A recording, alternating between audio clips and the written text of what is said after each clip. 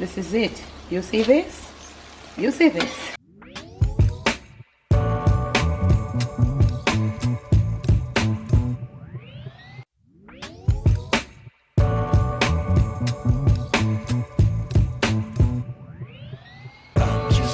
On today's episode of the Jamaican cooking journey, I will be sharing with you a sweet and sour chicken. I've done that a few times, not too much, but today I'm going to show you when you don't have the regular, how you can substitute and you can just have some sweet and sour chicken going on.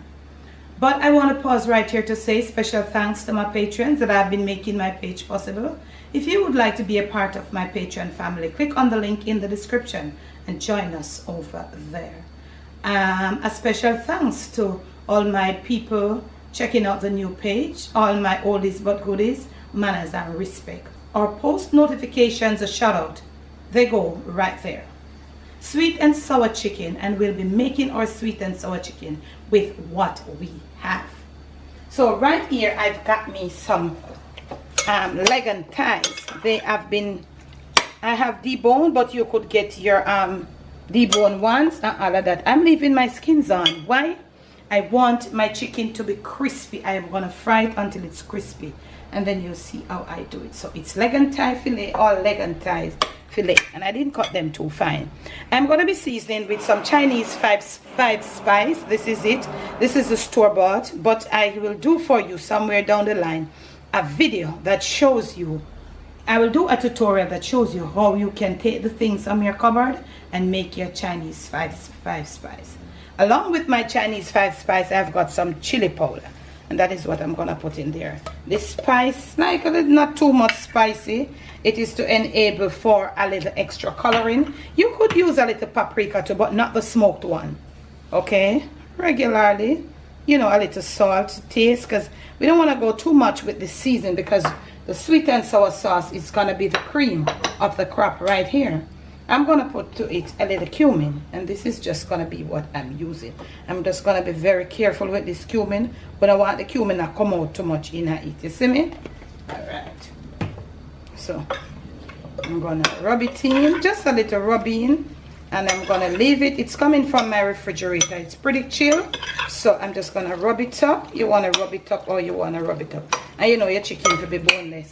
I chose to be using leg and thigh because that is the most juicier part of the chicken. You know, the breast can be sometimes a little trashy. Yeah, so rubbing it up with that, and this is what I'm going to be using. I'm going to give it a little more time to, as it thaw, the seasoning goes right in there. So you see that little color that I'm getting it with? That is from the chili powder. Okay, so just going to rub it up like that, and then I will catch you in the next clip. So okay, now fam, this is what I have. These are my little condiments. I'm using carrots. You know, we normally use a piece of pineapple or something, but guess what? I don't have pineapples, and I'm gonna be just doing what I do best. So I'm gonna be flowing, because you know how we do that sweet and sour. We want to get it fried up with that little crispiness on top, on the outside. So when you're eating that sweet and sour, you're fine tasting that crisp, and also you're biting down into some sweet and sour sauce with whatever it is. So let's go. I've got my oil over here, being preheated on the medium, of course, and I'm dusting the chicken pieces lightly. If you see, I'm dusting it, and I'm shaking all the excess. Trying my heat up, because this thing is very, yes, we want it to fry, and we don't want them overlapping each other, and I like that. So the less coating, the quicker it fries, and then the crispier it fries. You see that? Yeah. And I left my skin down, as I did say in the prior clip, because it helps it to be more juicy and all of that. And we're using leg and thighs fillet, so that's where you have it. Next clip. So okay, now fam, our chickens have just been finished, and this is how you want your chicken. That crispiness, you have got to have it there. Okay, this is what gives you the gig, that crispiness with that sweet and sour sauce onto it. Now, this oil, I'm going to let it cool down a bit. And I'm going to be removing most of this oil to my little bacon grease pan. And if you'd like, you can check out my Amazon storefront. You can get that there. I'll be removing most of this oil. And if you can see down in the bottom, there is a sediment from the flour. So I'll be using that sediment along with the little coating on the flour. So I won't be needing any cornstarch. Now I will be making my sweet and sour sauce. Right in here I have got some balsamic vinegar along with some white vinegar. Okay? To this I'm going to add a little extra Chinese spice. I'm going to be adding about a half of a cup, or I'm not going to use the full 3/4 of brown sugar. Brown sugar for me. I'm going to dissolve it. I'm going to be grating in there some garlic and some fresh ginger root. So garlic in, here goes my ginger. You got to need to taste a little taste of your ginger. It has that gig going on with that sauce. And there's also a little homemade sweet and sour sauce that I did on the channel right here. So I link that for you in the description, and you might just gonna go make some. Or if you don't just have the time, you can get your store-bought sweet and sour. But bear in mind that homemade is always best. So my ginger is kicking in here. I'll add in 1 cup of ketchup. That is to your liking.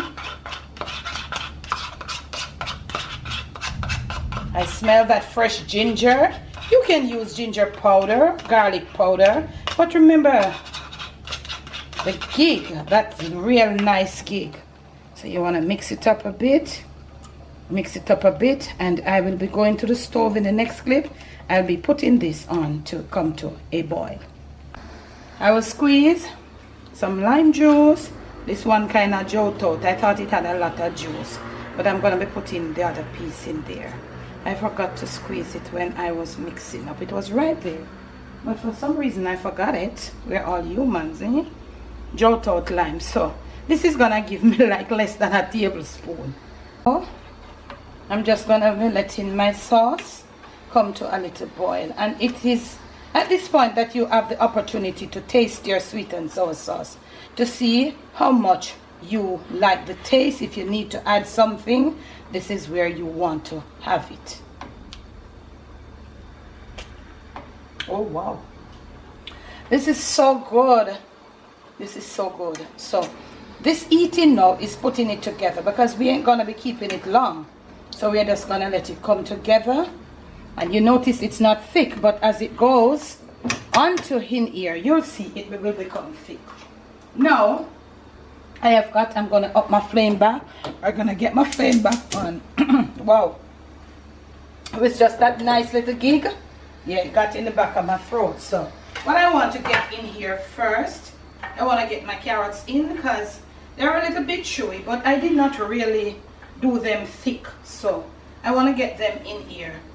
But you can use your different color bell peppers and your stuff. Do you, and not me right here.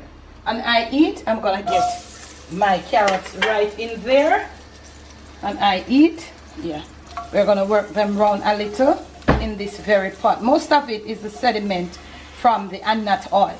Okay, so I'm gonna let them cook on right there as my sauce gets a little eat up, and all those spices, the ginger, the garlic, the Chinese spice, and all the things that we put in there. I'm gonna let them come together.